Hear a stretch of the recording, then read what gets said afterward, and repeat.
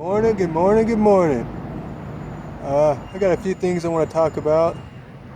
Um, it's going to be interesting. Alright, let's get ready for this bike ride. First thing first. Alrighty. So one thing I wanted to bring up to everybody is free speech. Now, everybody says they are for free speech. I mean, I don't know anybody really that'll say on any political spectrum or for any talking point that they don't agree with free speech. But what's becoming increasingly clear is that actions are speaking louder than words. Now, when I say actions, I mean things that people are actually doing versus what they say. You'll hear a lot of liberals say that they believe in free speech, but the moment you have anything even remotely to say that's not the same as them, you will get silenced. It could be a coincidence, maybe. I like to say that a lot. Maybe it's just a coincidence that liberals are always hollering about their rights and, you know, their voice needs to be heard, this and that and the other. But don't have a different opinion than them, because then they'll silence your opinion.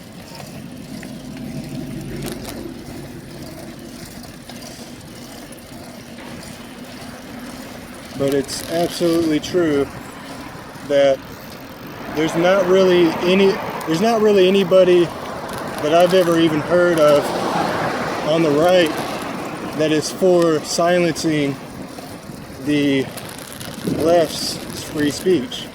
You'll never hear about it. I mean, you have people, and you can go to YouTube and look this up, you have people at Trump rallies being assaulted, and everybody blames Trump for his free speech.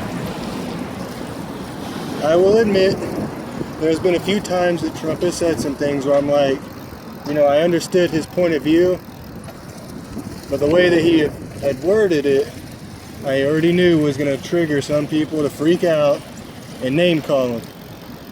Because the best tool that the left media, the far left media has, the best tool that they have is name calling.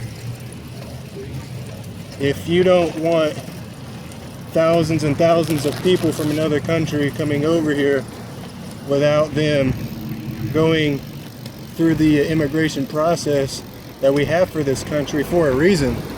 Now, if you are against people just coming over here, against that, then you're labeled a racist. Now, I don't get how people connect those two dots. Because what's interesting to me is there are minorities that have the same exact conservative views. I mean, to the T. And nobody calls them racist for it. And the reason why, nobody will tell you this, is when you're white, you're not supposed to have an opinion on any other culture that's not white. Otherwise, if it's not positive, then you'll be considered a racist for it. Trump is a really good example of that. And the way the media has treated Donald Trump over his ideas is the same reason why a lot of conservatives won't even talk. A lot of conservatives, they keep their opinions to themselves in the public eye because they know that the liberals will almost successfully paint them as being racist when it's just not true. It's really sad, actually, because it's a complete attack on free speech. You know, nobody ever goes after the Black Panthers when they say it's open season. The Black Panthers will tell you it's open season on white folks. And you'll never hear anybody complain about them saying that. Unless you really dig online, then you might find a few people like me that still remember that statement that the Black Panthers had made about it being open season on white people. The real interesting thing about that, though, is the Black Panthers have joined the BLM movement. Now, it doesn't take rocket scientists to figure that out, what the agenda is.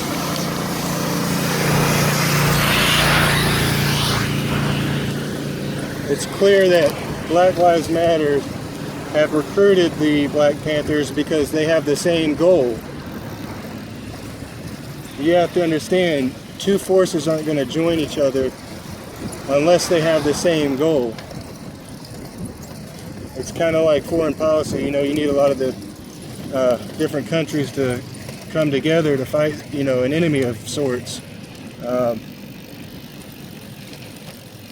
Same thing when it comes to that as well.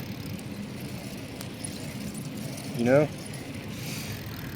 it's just, I don't understand why anybody's not talking about it or explaining the contrast between the two groups, because as far as I'm concerned, anybody who accepts help from a radical group must be radical, okay?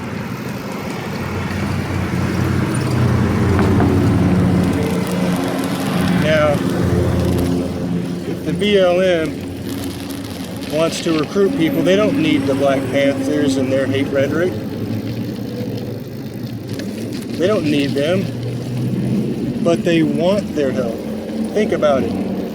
Every time a shooting on a police officer happens or a riot is incited, then the Black Lives Matter movement can just simply step back and let the chaos happen, because they're the ones that are just protesting supposedly.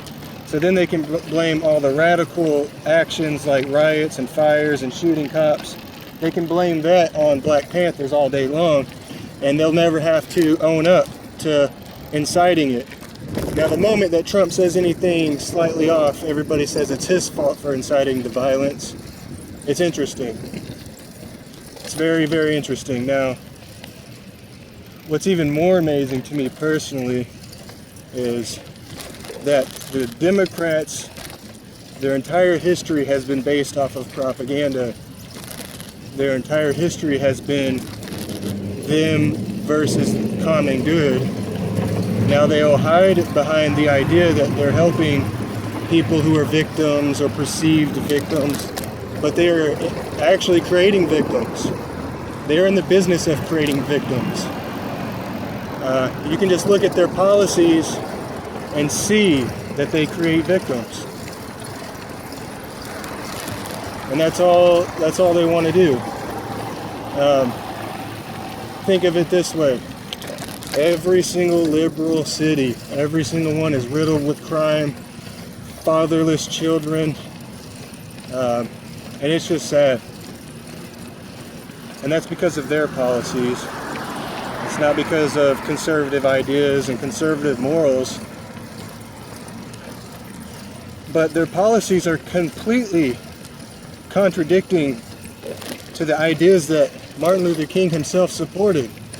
You know, when Black History Month comes up, everybody wants to holler about everything good that Martin Luther King did, but nobody wants to actually follow in his footsteps. And that's a question that nobody is asking. Nobody's asking why the sudden switch. I mean, I have a theory that the reason why everybody used to hate the Democrats, who were largely controlled by the KKK 50 years ago, everybody basically, they look at the Democrat Party as the group that saves everybody else. I mean, they look at it like that now. I feel like part of it is because they have, with open arms, said, if you're a victim, if you're a minority, a victim, or of any kind of sort, come join us and we'll have your back. And they, for the most part, whether they are right or wrong, they will supposedly have your back. But a lot of times they just keep the cycles going. You know, if you can put African Americans in a situation where they can't get a job, but they'll still vote for you, then then why would they want to change? And then all the while give you this propaganda about how it's the rich people holding the poor people down. They always try to say that, but it's really just not true. Now, is there not enough jobs? Of course there's not enough jobs right now. Of course. I mean, anybody with a brain can tell that there's not enough jobs. And it's a lot higher. The unemployment is a lot higher than what they want to tell you on the books. Everybody knows that. Just do a little bit of research. But they make sure that their political base is never successful, and so that way they can keep blaming the right for all of their failures, as if it's our fault that their policies don't work.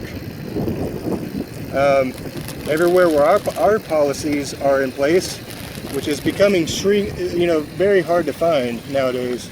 There's not too many inner cities that are run by Republicans anymore. But it's always our cities have always done a lot better than Democrat cities. And the reason why is because, you know, if you're liberal and your base becomes successful, then they won't believe you anymore about inequality. If your base is successful, they won't believe in the wage gap. It's all about perception. If you perceive that you're not successful, then you're more likely to believe that you're being held back, especially if you're trying your hardest to do everything right. Now, it's really sad, but think about this. If we lived in a world where all of the liberal policies worked, and every time they put a policy in place, people actually got out of poverty, you know? If we lived in a world where every liberal city was, you know, not shutting down factories, if they weren't shutting down factories, if their game was actually to create factories and other job creation ideas, that would be great. But the problem with that is people would probably, if they created jobs, people would switch sides, because you wouldn't need to think that the rich are greedy, and you wouldn't need to think that the rich people are holding you back if you're successful. Why would you do that if you were successful? So that's how they're controlling the liberal media. I mean, not just the media, but the population. It's the media that's really doing the controlling. Let me correct that. The media is doing most of the controlling. But you got to ask yourself, why would they lie to you? Because they know that if you are successful, you're more likely to become conservative as a whole, or at least more people would be conservative.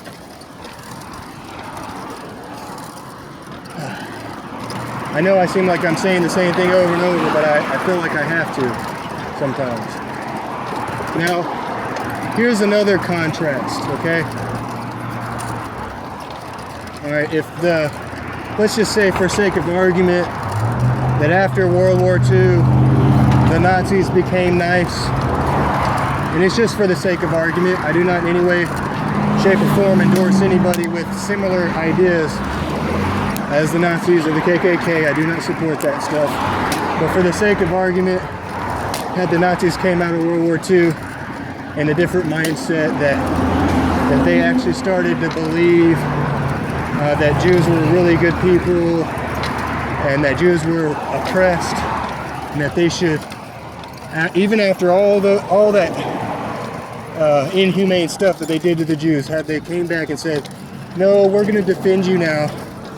We're going to be your party since you've been victimized, even though you just got victimized by us, the Nazis. Okay?